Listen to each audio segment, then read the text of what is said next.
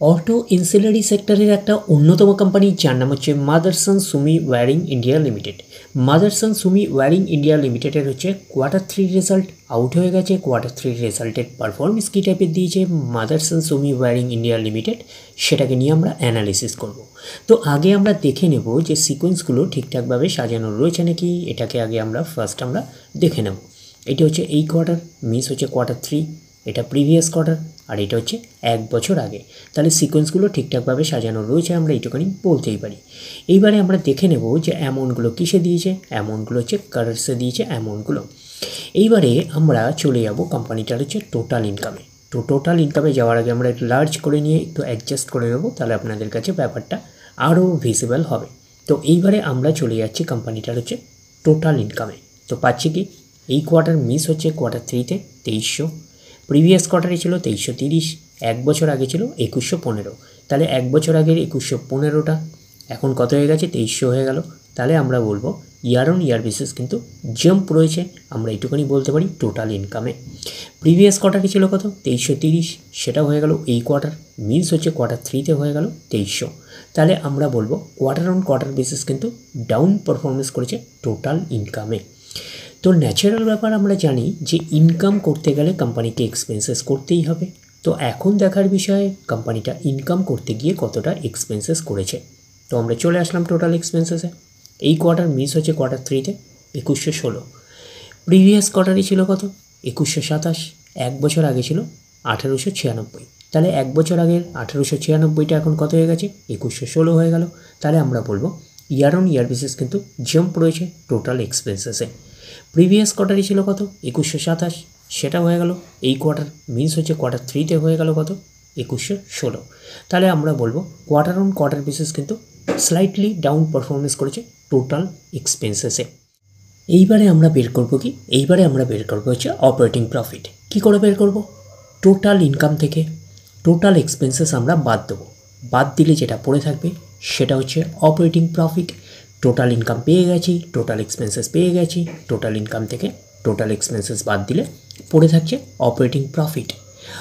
অর্থাৎ আপনারা বলতে পারেন profit before tax and exceptional items, এটাকে আমরা অপারেটিং প্রফিট বলতে পারি।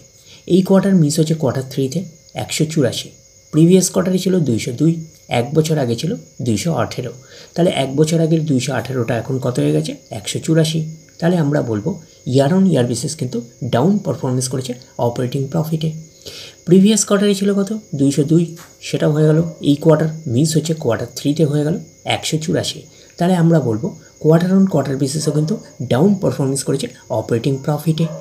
তো অপারেটিং প্রফিটটাই নিশ্চয়ই কোম্পানির মেন প্রফিট নয়। তারপরে কি করতে হবে, গভর্নমেন্টকে ট্যাক্স পে করতে হবে। গভর্নমেন্টকে ট্যাক্স পে করার পরে কোম্পানির কাছে যেটা পড়ে থাকবে সেটা কোম্পানির ফাইনাল প্রফিট বা নেট প্রফিট হিসাবে আমরা কনসিডার করতেই পারি।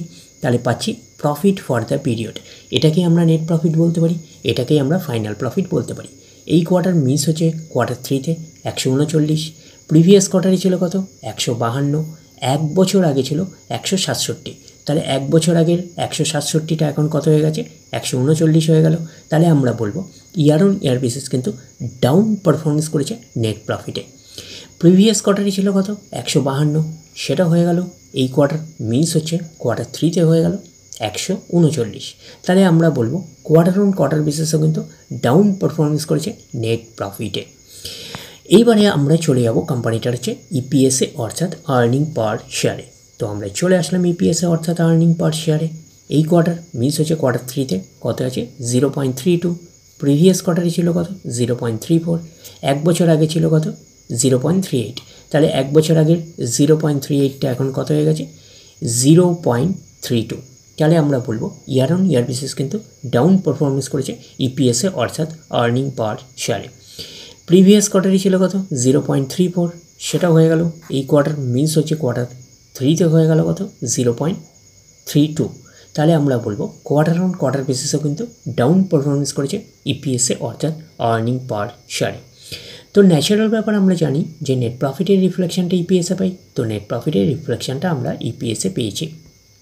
তো ওভারঅল কনক্লুশন হিসাবে আমরা নেট প্রফিটে কী পেলাম, ওভারঅল কনক্লুশন হিসাবে আমরা নেট প্রফিটে পেলাম year on year basis down performance করেছে, কোয়ার্টার অন কোয়ার্টার বেসিসও কিন্তু ডাউন পারফরমেন্স করেছে। নেট প্রফিটে আমরা বলতেই পারি। তো ওভারঅল কনক্লুশন হিসাবে আমরা বলতে পারি মাদারসন সুমি ওয়্যারিং ইন্ডিয়া লিমিটেডের হচ্ছে কোয়ার্টার 3 রেজাল্ট আমরা এইটুখানি বলতে পারি একটা পুয়ার টাইপের পারফরমেন্স করেছে, আমরা কিন্তু একটুখানি বলতেই পারি। তাহলে ওভারঅল ভিউটা আপনাদের কাছে ক্লিয়ার। তাহলে এই অবধি, নেক্সট ভিডিওতে আবার আপনাদের সাথে আমার দেখা হচ্ছে। ধন্যবাদ।